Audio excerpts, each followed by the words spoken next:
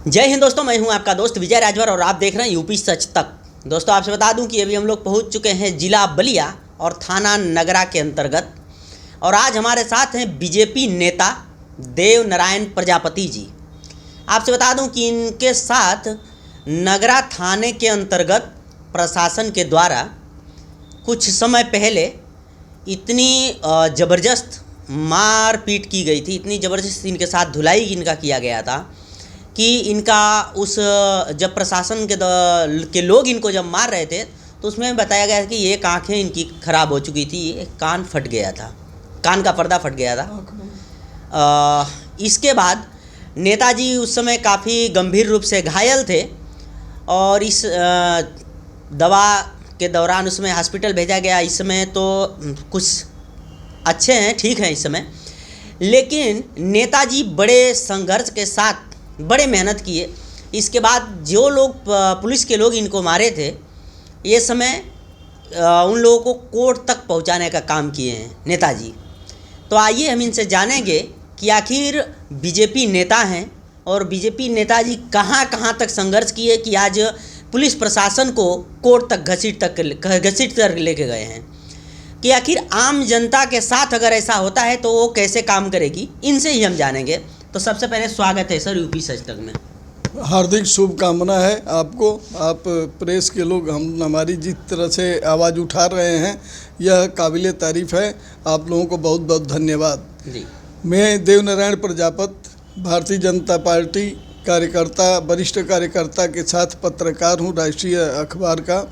और आज जिस हालात में मुझे पहुँचाया गया है, 13 अगस्त सन 2023 को पुलिस ने थाने बुलाई और बुला करके मेरी मार पिटाई की। उसमें शामिल अतुल कुमार मिश्रा थाना प्रभारी और 2 एसआई छुन्ना सिंह, मुन्ना लाल यादव और 5 सिपाही शिवम पटेल, विवेक कुमार यादव, संतोष सिंह, राजकुमार पटेल और दीनानाथ राम, ये लोग मिल करके मेरी इतनी पिटाई कर दिए कि मैं आँख से अंधा, एक आँख मेरा फूट गया और बायां कान जो है फूट गया। मैं उस स्थिति में चला गया कि मुझे चेत नहीं था, मैं अर्धमूर्छित हो गया। उसके बाद उठा करके वो लोग दीवान के कार्यालय में फेंक दिए। मैं कराहता रहा, मुझे दवा तक नहीं दी गई, मुझे पानी तक नहीं दी गई। 4 बजे शाम को मुझे अस्पताल लगभग पहुंचाया गया और थाने से मुझे मेरा मेडिकल नील लिख करके भेजा गया कि इनको कोई इंजरी नहीं है, इनको कोई चोट नहीं है, यह लिख करके लिखित रूप से भेजा गया। वहाँ चिकित्सक ने मेरा मेडिकल नहीं किया।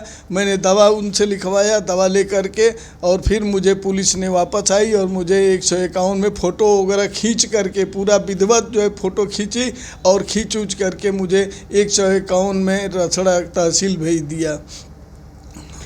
नेताजी, मेरा सवाल ये है कि किस हिसाब से आप कहां कहां तक गए कि आज पुलिस प्रशासन को जो आपके ऊपर मारपीट किए, आपको मारे थे, उन लोगों को आज कोर्ट तक आप घसीट तक कर लेकर गए हैं, तो ये कैसे हुआ और कहां तक आप संघर्ष किए, किसके यह आपका प्रश्न बहुत उचित है, इसलिए कि मैं जिस तरह से संघर्ष करता हुआ लगभग 16 महीने हो गए और 16 महीने से जिस रूप में मैं संघर्ष करता हुआ आज इस मुकाम पर पहुंचा हूं, वह कोर्ट को मैं आभार दे रहा हूं, जिला जज को आभार दे रहा हूं कि उन्होंने मेरे हालात को संज्ञान में लिया है। मुझे इतना मार दिया गया था कि मैं कराहता हुआ जमानत के बाद जब घर आया तो उसके बाद बलिया गया, मेरी इलाज हुई, वहाँ से रेफ़र हो गया, मेरा सब मेडिकल बना, वहाँ से आदेश सीएमओ का हुआ, मेडिकल बना। उसके बाद मेडिकल बनने के बाद मैं पुलिस अधीक्षक को 14 अगस्त 2023 को अवगत कराते हुए अपना इलाज कराने के लिए रेफ़र हुआ बना, यहाँ से नगरा से बलिया सदर अस्पताल से गया, BHU रेफ़र हुआ, BHU से रेफ़र होकर के आज PGI में मेरा इलाज चल रहा है। 5 मेरे आँख के ऑपरेशन हुए हैं, जिसमें बहुत गंभीर ऑपरेशन जो है 2 हुए हैं, जिसमें मेरा आँख के पर्दे को फाड़ करके और उसमें 8 टाँका लगे हैं। फरवरी में हुआ था एक टाँका ऑपरेशन जो गंभीर हीनियस क्राइम का वो एक नमूना था। गंभीर जो है चोट के कारण आँख खराब हो गई थी, तो उसको ये लोग ऑपरेशन करके और 8 टाँका लगाए थे। फिर इलाज के दरमियान इलाज करते करते आए और फिर जो है मेरा जो है ये इसमें जो है आ करके और मेरा फिर अगस्त में ये लोग ऑपरेशन किए। फरवरी अगस्त में 2024 में फिर ऑपरेशन हुआ।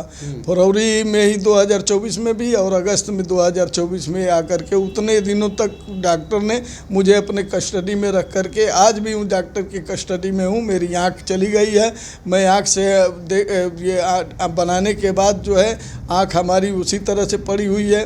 मैं उसके बाद संघर्ष करता हुआ शासन प्रशासन को मैं पूरी बात अवगत कराते हुए लगभग अनेकों बार शासन को अवगत कराया, मुख्यमंत्री जी को अवगत कराया, कोई बाकी नहीं, राष्ट्रपति, प्रधानमंत्री और राज्यपाल, किसी को मैं छोड़ा नहीं। शासन और प्रशासन को पूरा अवगत कराते हुए मैं अपना इलाज कराता रहा। मुझे न्याय जब नहीं मिला, मुझे न्याय की उम्मीद नहीं लगी, तो मैं कोर्ट की शरण में गया।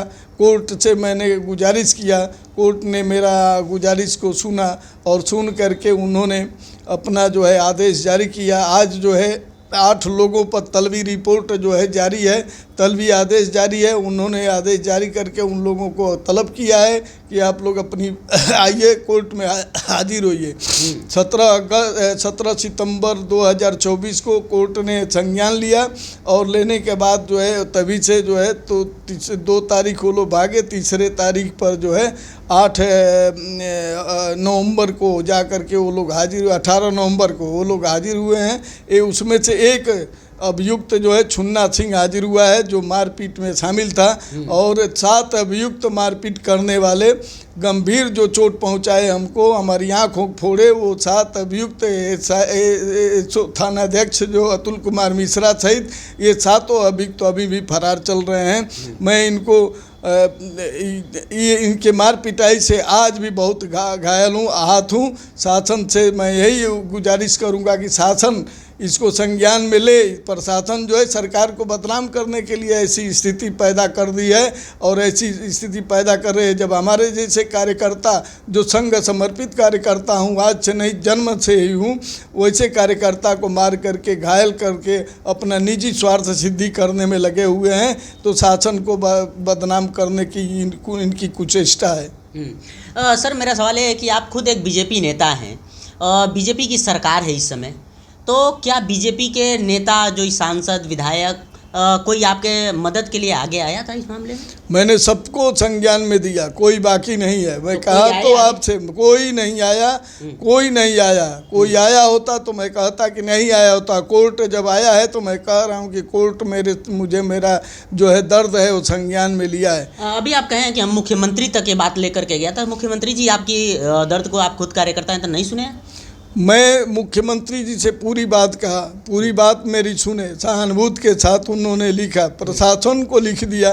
तो प्रशासन को लिख दिया, प्रशासन वही है जो मारी पीटी है हमको, वही लीपा पोती कर रही है। पूरा लीपा पोती करके अपना, तभी से अनेकों 2500 जो है मेरे पास है पोर्टल का नंबर पड़े हुए हैं, पोर्टल संख्या है जिस पर उन्होंने लीपा पोती करके अपना रिपोर्ट दी हुई है, आख्या दी हुई है। जो भ्रामक है, गलत है, वैसे रिपोर्ट को देना ही नहीं चाहिए। मनगढ़ंत पुलिस जो है बनाई हुई है कहानी।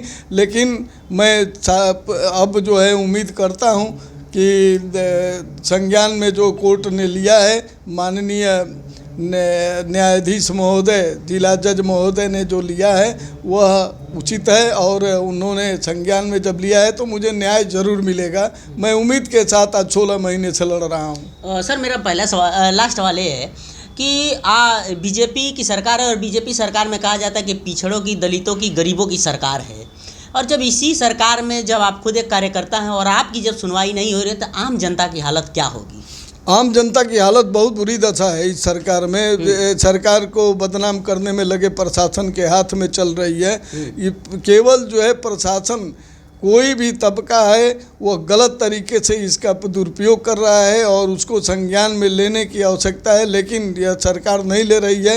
यह सही बात है कि पिछड़ा और दलित है और इनके वोट से ही सरकार बनी है और सरकार चलती है। कोई भी सरकार बने, पिछड़ा और गरीबों के वोट से ही सरकार बनती है और चलती है। लेकिन इस सरकार को बदनाम करने के लिए एक ऐसा शिगुफा ये चला दिए हैं लोग, ऐसा काम कर रहे हैं लोग कि इनके कार्य से गरीब लोगों को न्याय नहीं मिल रहा है। गरीब लोग परेशान हैं, पिछड़े लोग परेशान हैं, सभी लोग परेशान हैं इनके कार्यप्रणाली से। इसलिए इनके कार्यप्रणाली में सुधार करने की सरकार को आवश्यकता है। जी चलिए सर, चैनल में समय दिए बहुत बहुत धन्यवाद। हार्दिक शुभकामनाएं आप लोगों को, हार्दिक बधाई आपको। जी चलिए आपसे बता दूं कि अभी हमारे साथ रहे देव नारायण प्रजापति जी, जो बीजेपी नेता हैं, और इनको जो 2023 में नगरा थाने के अंतर्गत काफ़ी गंभीर रूप से मारा गया था। और आपसे मैंने शुरू में ही बताया कि इनकी एक आंखें फोड़ दी गई थी, एक कान फोड़ दिया गया था, कान का पर्दा फोड़ दिया गया था और काफ़ी गंभीर रूप से घायल कर दिया गया था। लेकिन इन्होंने तमाम नेताओं के पास दौड़े, लेकिन कोई नेता इनके आगे मदद के लिए नहीं आया। इसके बाद इन्होंने कोर्ट का दरवाज़ा खटखटाने का काम किए। कहीं ना कहीं इनकी कोर्ट में जीत हुई और जो पुलिस प्रशासन के लोग थे, 8 लोगों ने इनको मिल करके मारे थे, उन लोगों को आज कोर्ट में घसीट करके लेकर के 16 महीना संघर्ष करने के बाद इन्होंने 8 लोगों को कोर्ट तक लेकर के गए हैं। बाकी आप देख सकते हैं कि बीजेपी सरकार में आम जनता की क्या हालत है और इस पुलिस प्रशासन आम जनता के साथ क्या करती होगी। अब तो ये नेताजी के वीडियो देख करके आपको पता चल ही गया होगा। बाकी नेताजी के बातों से आप कितना सहमत हैं? वीडियो अच्छा लगा हो तो चैनल को सब्सक्राइब करें, लाइक करें, शेयर करें। मिलते हैं किसी और वीडियो के साथ, तब तक के लिए जय हिंद। जय हिंद।